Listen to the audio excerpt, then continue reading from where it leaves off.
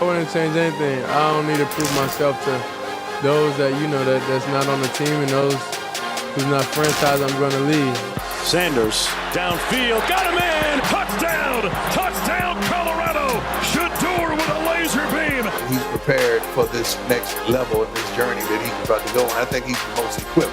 So whether he goes 1, 2, or 3, he's exceeded all expectations. He's used to the bright lights, had to deal with all the expectations at Colorado. He's been around this pressure-packed environment basically his whole life. We went from Jackson State to Colorado and changed 2 programs back to back. So you don't think I could come to an NFL franchise and change the program again?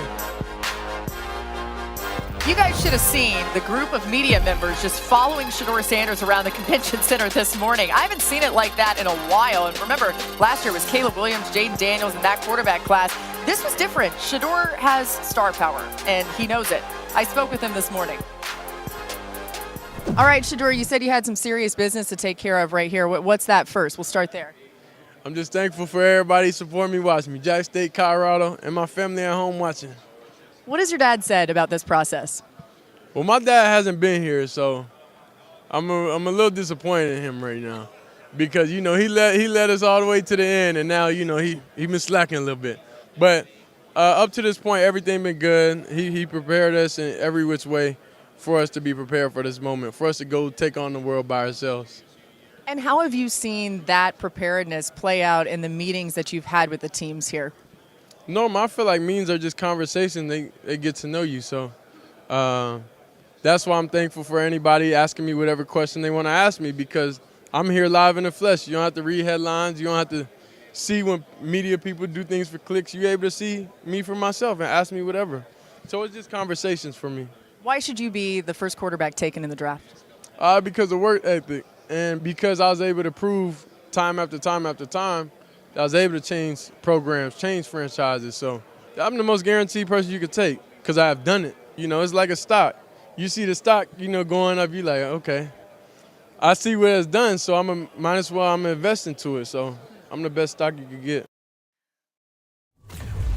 In the last 2 seasons, Shedeur Sanders ranked in the top 7 in passing touchdowns, completion percentage, and passing yards, despite being sacked 94 times. That's not the most in the FBS in the last 2 seasons. It's 16 more than the next closest player. We'll get to the sacks in just a second. I want to tell a quick story, though.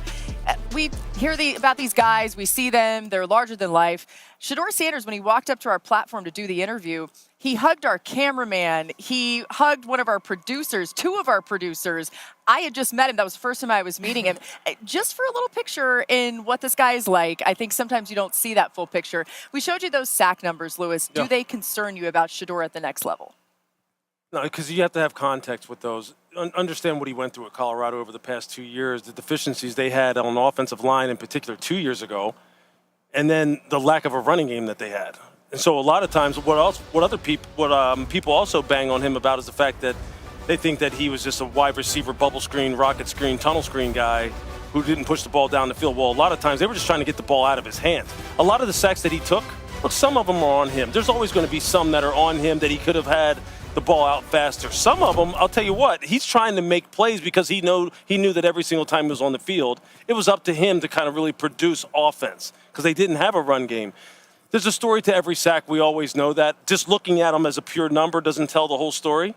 He'll get better at that as the people around him get better. And it got better when the people around him played better when he was at Colorado. So I'm not really that concerned about it at all. Yeah, I'd be concerned maybe if he lands with a team that has a bad offensive line, go. but you have those Yeah. concerns for any young quarterback. But we would see, I think, something you did see at times at Colorado, which is the lack of protection leads to a lack of trust, and that absolutely showed up on tape. What else showed up on tape was accuracy, which is the most important thing for a quarterback. He throws an extremely catchable football. Highest adjusted completion percentage in college football, 3rd lowest off-target percentage. He sets up his receivers to get yards after the catch. I do believe that will translate. And it has to translate because the biggest discrepancy between him and Ward, to me, is the arm strength. You have to be accurate. You have to be smart if you don't have the strongest arm in the world. Fortunately, Shedeur Sanders, he has both of those 2 things. And he talked about himself being a stock. And if we're going to apply the laws of economics, I would also say supply and demand. Yeah. There aren't enough quality quarterbacks, Yeah. which is why I think no matter what questions exist, he's going to be a high draft pick in April. Okay, so let's live in that world. With Vegas missing out on Stafford today, what do you know about their plans at quarterback? I think that they're going to mull a lot of veteran options. I think that they're going to look at Russell Wilson, Justin Fields, and Sam Darnold. And I think when we look back at what worked for Pete Carroll in Seattle, he signed Matt Flynn as a free agent. He drafted Russell Wilson. Yeah. He traded for Charlie Whitehurst. I won't be surprised if the Raiders sign a veteran, draft a rookie, make another move at quarterback, and are active in that area. He let them compete, right? Remember, Yeah. everyone thought Matt Flynn had the job locked and loaded. Russell Wilson beat him out. That is Pete Carroll's philosophy. So if he were to do that, he might actually let the rookie and the veteran compete. Yeah, what'll be interesting to me is philosophically, you know how Pete wants his offense to look, and what does Chip Kelly put together for him so that it kind of looks so like it's a merging of these two guys and what I think their ideal offense looks like. Quite honestly, I think it'll be quarterback friendly. I think it'll be run centric. I think it'll be play action pass centric. I think there'll be a lot of motions, a lot of things to create opportunities for a young quarterback and allow him to gradually continue to excel. The same way he did for Russell Wilson when he brought Russell along. Heavy run offense. Russell became one of the best deep ball throwers in all of all professional football and wound up having a borderline Hall of Fame type of career so far. So, look, I think it's going to be good. Whoever they get their hands on, he'll have a plan for developing them. But I don't think it'll be good. I don't think they're making one move at quarterback and saying, Right. we have got our guy. Right. Yeah. I think they're going to make multiple moves at quarterback this offseason and let the best guy win. Okay. We're running out of time, but Mina, just really quick, when you think about the Giants, Shefty's mentioned that maybe they're in the market for Rodgers. Should they also be in the rookie quarterback market?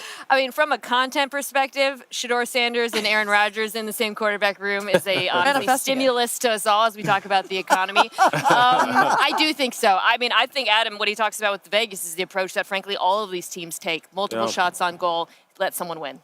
Yeah, and look, composition of the quarterback room is the most crucial thing that you could possibly do in team building.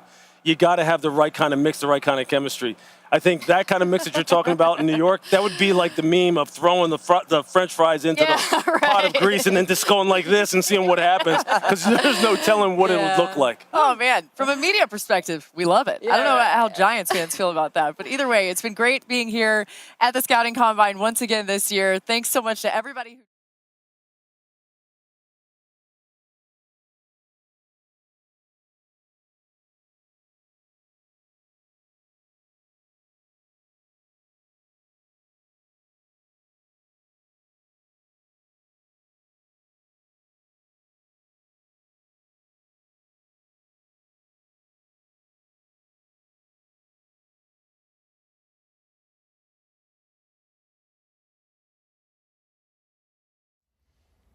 How's it going, everybody? Villa Sports Network here. Just want to thank you guys for your support on the channel. Thank you guys for watching the video. Hope you all enjoyed it. Also want to kind of remind you to don't forget to leave a like on the video, subscribe to the channel, and leave a comment on the video if you like as well. But regardless of the fact, thank you again for your support, and hope to see you on the next video.